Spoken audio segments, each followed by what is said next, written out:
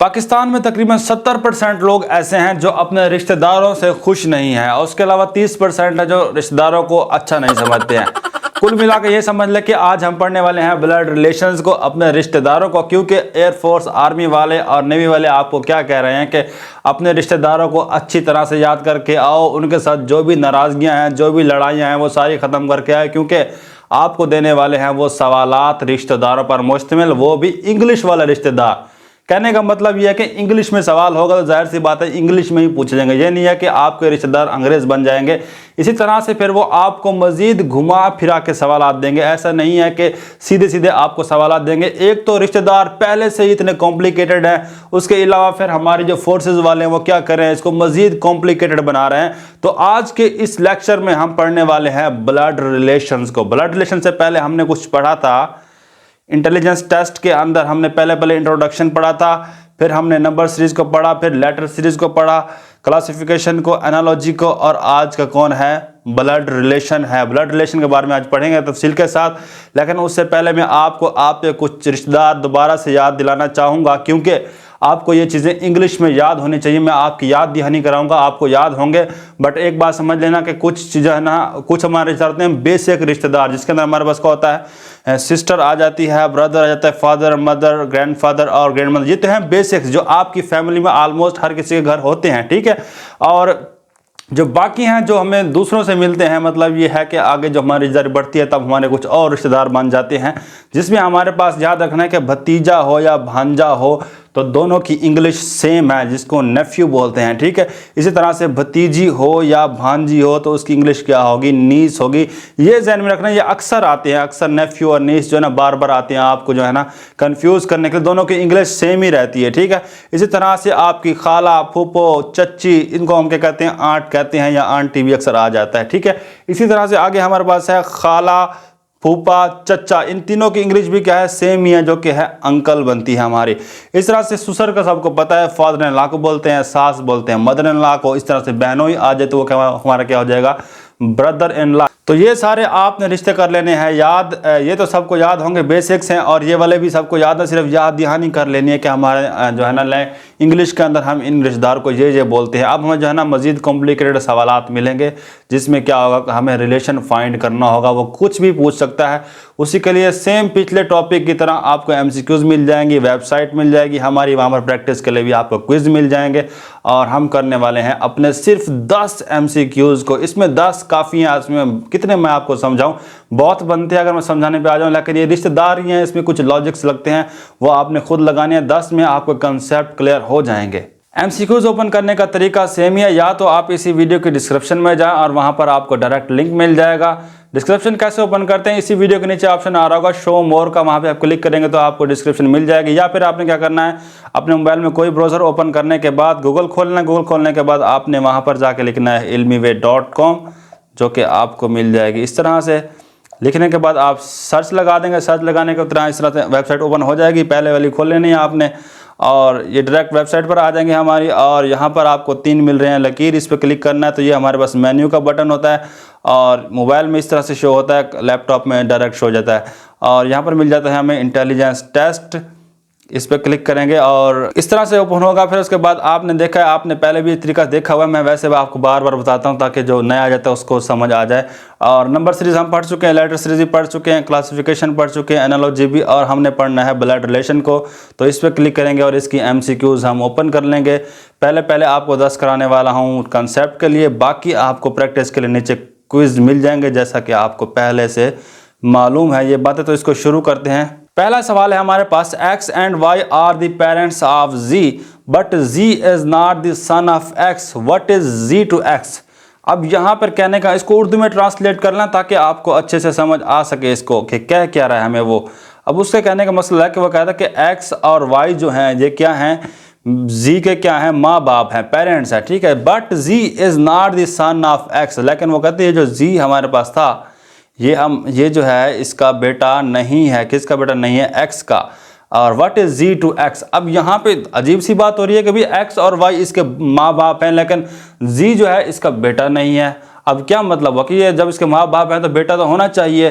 तो यहाँ पर एक्चुअल में लॉजिक क्या हो रहा है कि वो कहता है Z एक्स का क्या लगता है, जी एक्स का क्या लगेगा, बेटा नहीं लगता तो दूसरा ऑप्शन हमारे पास होता है बेटी लग सकती है उसकी, क्योंकि बेटा नहीं है तो जाहिर सी बात है बेटी होगी, क्योंकि उसने कह दिया कि एक्स और वाई से क्या है, पेरेंट्स हैं, तो जाहिर सी बात है बेटा नहीं है तो क्या होगी, बेटी होगी। आपने कंफ्यूज नहीं होना, थोड़ा सा आप घुमाने की कोशिश करेगा तो आपने अपने रिश्तेदारों को अपने ऊपर हैवी नहीं होने देना, उनको हरा के आना है।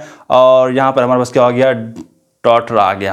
Question number 2, is the father of B but B is not is son, what is B to A. क्या कहने का मतलब है, उर्दू में देखें तो इसका मतलब है ए बी का क्या है, बाप है, अब्बू है, ठीक है, but B is not is son. लेकिन वो कहता है ये जो बी है हमारा, ये इसका क्या नहीं है, इसका बेटा नहीं है, तो what is B to A. Same कोई सवाल मैंने दोबारा से यहाँ पे लिखा हुआ है, इसमें भी जाहिर सी बात है अगर बेटा नहीं है तो क्या है, इसकी बेटी होगी, तो आंसर दोबारा से हमारा क्या रहेगा, डॉटर ही रहेगा। क्वेश्चन नंबर 3 है, A is the cousin of the father of B, what is B to A. अब यहाँ पे क्या कहने का मतलब है इसका, ये ए जो है वो कहता है बी के बाप, जो इसका बाप है, ठीक है, कोई भी हो सकता है, ठीक है, इसके बाप का क्या है, कजन है, what is B to A. अब बताएं कि ये वाला जो बी है इस ए का क्या लगता है, उससे कहने का मतलब है अगर ए जो है कजन है किसका, उसके बाप का क्या है, कजन है, तो ये जो बी है इसको यूँ समझ लें कि बी जो है इस ए के कज़न का क्या है, बेटा है। अगर ऐसी बात है तो फिर क्या होगा, हमारे पास आंसर का क्या आने वाला है, नेफ्यू आने वाला है, भतीजा आने वाला है। क्यों आने वाला है, उसकी वजह यह है कि अगर मेरा कोई कज़न है जो उसका बेटा होगा वो मेरा क्या लगेगा, भतीजे लगेगा ना, कज़न भी तो भाई होता है ना, तो इसी तरह से हमारे पास क्या आने वाला है, नेफ्यू आंसर आने वाला है, जो कि हमें मिल जाता है यहाँ पर, क्योंकि ये भतीजे के अंदर आता है, भांजे भतीजे के अंदर, ठीक है। और इसी तरह से क्वेश्चन नंबर 4 है हमारे पास, B's son is the cousin of A's son, A has no brother, what is B to A. वो कह रहा है कि जो बी का बेटा है वो क्या है, इज द कजन ऑफ ए सन। अब मतलब क्या है कि बी और ए हैं दो हमारे पास, ठीक है, इनके जो बेटे हैं वो क्या हैं, इज द कजन, बी का बेटा मतलब ए के बेटा क्या है, कजन है, ठीक हो गया। ए हैज़ नो ब्रदर, लेकिन ए की जो है ना कोई भाई नहीं है, what is B to A, B A का क्या लगता है अब यहाँ पर। अब कहने का मतलब ये है कि एक तो बात समझ आ रही है कि अगर इनके दोनों के बेटे आपस में कज़न है, कज़न तो उसी सूरत में हो सकते हैं, मेरा बेटा जो है वो मेरे भाई के बेटे का कज़न लगेगा ना, तो लेकिन वो कह रहा है कि ए का तो कोई भाई नहीं है, भाई नहीं है, तो फिर क्या होगा, हमारे पास बहन हो सकती है, क्योंकि मेरी बहन का बेटा मेरा बेटा क्या लगने वाले हैं, आपस में कज़न लगने वाले हैं, तो आंसर हमारे पास क्या रहेगा, सिस्टर रहेगा। क्वेश्चन नंबर 5 है, the old man son is my son's uncle, what relation is the old man to me. इसके कहने का मतलब यह है, इस जो बूढ़ा आदमी है इसका जो old man son is my son's uncle, इस बूढ़े आदमी का बेटा जो है वो मेरे बेटे का क्या लगता है, अंकल लगता है। What relation is the old man to me. अब यहाँ पे बात यह समझनी है कि इस बूढ़े आदमी का बेटा क्या लगता है, मेरे बेटे का अंकल। मेरे बेटे का अंकल कौन लगेगा, मेरा भाई लग सकता है ना, मेरे बेटे का अंकल मेरा भाई लग सकता है। तो अब यहाँ पर यह बात समझ आ रही है कि ये जो अंकल है ये क्या है, असल में ये मेरा भाई है जो कि इस ओल्ड मैन का क्या है, बेटा है। What relation the old man to me. अब इस बूढ़े आदमी का मुझसे क्या रिश्ता, देखिए अगर वो मेरे भाई का बाप है, वो मेरा भाई उसका बेटा है, तो जाहिर सी बात है मैं भी उसका बेटा हूँगा, तो हमारे पास आंसर क्या रहेगा, ये हमारे पास रिलेशन क्या बनने वाला है, फादर का बनने वाला है, क्योंकि मैं भी तो उसका, वो भी तो बाप लगेगा ना मेरा। इसी तरह से क्वेश्चन नंबर 6 हमारे पास है, B is the daughter of the wife of A's mother only son, what relationship B to A. अब इस बात को थोड़ा समझे, उसका मतलब ये है, ये जो बी है हमारे पास ये क्या है, बेटी है, किसकी बेटी है, the wife of the A's mother only son. इसका मतलब क्या हुआ कि एक ए बंदा है हमारे पास, ठीक है, और यहाँ पर ओनली सन है, क्या मतलब है कि वो एक ही बेटा है अपनी माँ का, ठीक है।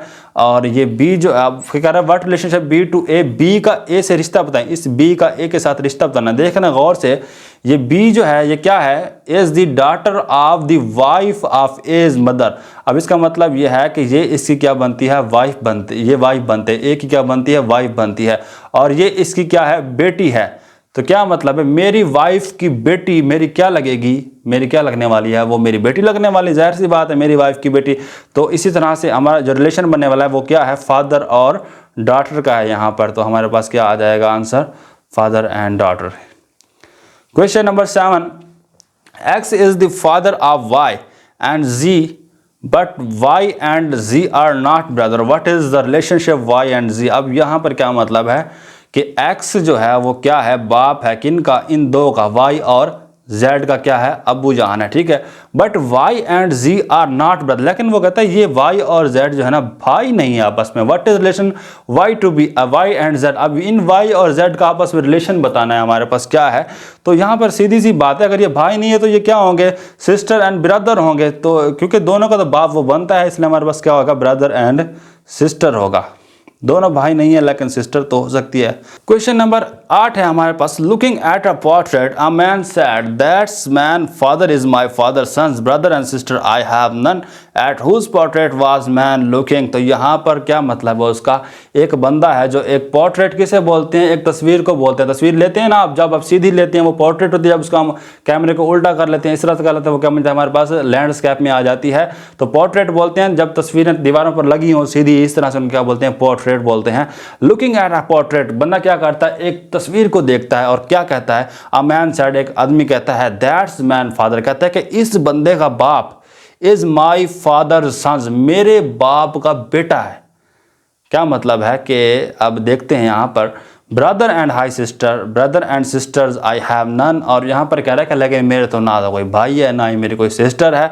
At whose portrait was man looking, के वो बंदा किसकी तस्वीर देख रहा था, वो उसकी रिलेशन में क्या बनती है। अब इसको थोड़ा सा गौर से समझोगे तो दैट्स मैन फादर, के इस आदमी का जिसकी फोटो उसने देखी है, इज माई फादर सन्स, वो मेरे बाप का क्या है, बेटा है। अब यहाँ पर देखते हैं क्या मतलब है इसका, कि मेरे बाप का बेटा, तो जाहिर सी बात है मेरे बाप का बेटा मेरा भाई हो सकता है, लेकिन आगे वो कहता है brother and sister I have none, लेकिन ना तो मेरा कोई भाई है ना ही मेरी कोई बहन है। तो अब क्या मतलब है, यहाँ पर ऑप्शन पर गौर करेंगे, सन्स, ब्रदर, अंकल, कज़न, तो ये तीनों हमारे पास नहीं बनते हैं, ठीक है। और सन्स ही बनेगा क्योंकि वो क्या है, एक्चुअल में क्या है, जब दोनों ऑप्शन उसने ख़त्म कर दिए, वो कहता ना मेरा ब्रदर है ना ही सिस्टर। अगर वो कहता कि मेरे पास भाई है या मेरा ब्रदर नहीं है तो हमारे पास अगला ऑप्शन बचता सिस्टर का, या कहता सिस्टर है ब्रदर नहीं, तो हमारा पास अगला ऑप्शन क्या बन जाता, हमारे पास सिस्टर बच जाता। बट यहाँ पर उसने कहा दोनों नहीं है, तो फिर वो खुद अपनी पिक्चर देख रहा है, तो वो क्या होगा, इसका सन ही रहने वाला है, क्योंकि वो उसने अपनी पिक्चर ही देख के कहा था कि that's man father is my father son's, एक ही बात बनती है। तो इस तरह से हमारे पास क्वेश्चन नंबर 8 भी खत्म हुआ। क्वेश्चन नंबर 9 हमारे पास है, K is the sister of Y, L is the brother of Y and Y is the wife of Z, what relation Z to K and L. अब यहाँ पे देखते हैं, के जो है ये क्या है, सिस्टर है किसकी, वाई किस बहन है, ठीक है। L is the brother of Y, और एल जो है ये क्या है, वाई का क्या बनता है, भाई बनता है। अब ये तो बात जहन में आ रही है कि ये आपस में क्या है, सारे बहन भाई हैं तीनों, के, वाई और एल, ठीक है। फिर आगे कहता है Y is the wife of G, Y जो है किसकी वाइफ है, जेड की क्या है, वाइफ है। तो अब यहाँ what relation Z to K and L, अब क्या मतलब, वो कहता है कि बताएं इस जेड के साथ जो है ना इनका क्या रिलेशन है, के और एल का। मैंने बताया था ना कि ये तो आपस में क्या है, बहन भाई हैं, तो हमारे पास क्या आंसर रहने वाला है, ब्रदर इन लॉ रहने वाला है, क्योंकि वाई तो इसकी क्या है, वाइफ है, बट के और एल जो हैं वाई के क्या हैं, बहन भाई हैं। तो इसी तरह से हमारे पास आंसर क्या रहेगा, ब्रदर इन लॉ रहेगा, ये हमारे पास वो आंसर। क्वेश्चन नंबर 10 और आखिरी सवाल इसका, बाकी आपने प्रैक्टिस को करनी है। आगे है, if A minus B means A is the brother of A and A plus B means A is the sister of B, then make the equation if M is the brother of N is equal to L is the sister of K. अब इस तरह के सवाल भी आ सकते हैं, आपको कोई मैथ इक्वेशन बनानी पड़ सकती है, तो कुछ भी नहीं करना, इसमें भी आपने कंसेप्ट देखने हैं, इससे क्या क्या लग रहा है हमारे पास। यहाँ पर देखें, वो कहता है अगर a माइनस बी लिखो तो इसका मतलब ये बनता है कि a जो है ना b का क्या बनता है, भाई बनता है, उसका कहना है ऐसा। फिर कहते हैं अगर हम a प्लस बी लिखें तो इसका मतलब है a is the sister of b। अब a माइनस बी लिखते हैं तो a और b आपस में क्या हो जाते हैं, भाई हो जाती हैं। अगर a प्लस बी लिखते हैं तो a और b आपस में क्या बनती हैं, बहनें बन जाती हैं, ठीक है। अब कहते हैं एक इक्वेशन बना के दें मैथ की, जिसमें क्या हो, m is the brother of n is equal to l is the sister of k। अब यहाँ पर आपने गौर से देखना, जब हम, वो कह रहा है कि m is the brother of n, brother कब बनते हैं, जब हमारे पास क्या होता है, माइनस होता है। तो m is the brother of n का मतलब क्या है, m माइनस क्या होगा, n होगा। इसी तरह से इसका मतलब क्या हुआ कि एक हमारे पास क्या होगा m-n होगा। और आगे कहता है if m is the brother of n equal to l is the sister of k। अब सिस्टर कब बनती है? सिस्टर तब बनती है जब हमारे पास क्या हो, पॉजिटिव बीच में आ रहा हो। तो हमारे पास l और k के अंदर क्या आना चाहिए? पॉजिटिव, यानी कि प्लस आना चाहिए। तो l और k, तो हमारे पास इक्वेशन क्या बनेगी कि m-n is equal to k l plus k। इसी तरह से हमारे पास ऑप्शन क्या आएगा? a आएगा। तो उसी को कंसेप्ट हमने देखा और यहाँ पर लगा दिया, और इसी के साथ हमारा सवाल ये ख़त्म हो गया। बाकी रहती हैं क्विज़ जो कि आपने खुद करनी है, और ये वक्त के साथ साथ बढ़ती भी रहेंगी, कम भी हो सकती हैं, ठीक है, लेकिन बढ़ती रहेंगी, कम तो नहीं होंगी। तो इनकी आप प्रैक्टिस करेंगे। इंशाल्लाह मिलते हैं अगले लेक्चर में। अल्लाह हाफिज़।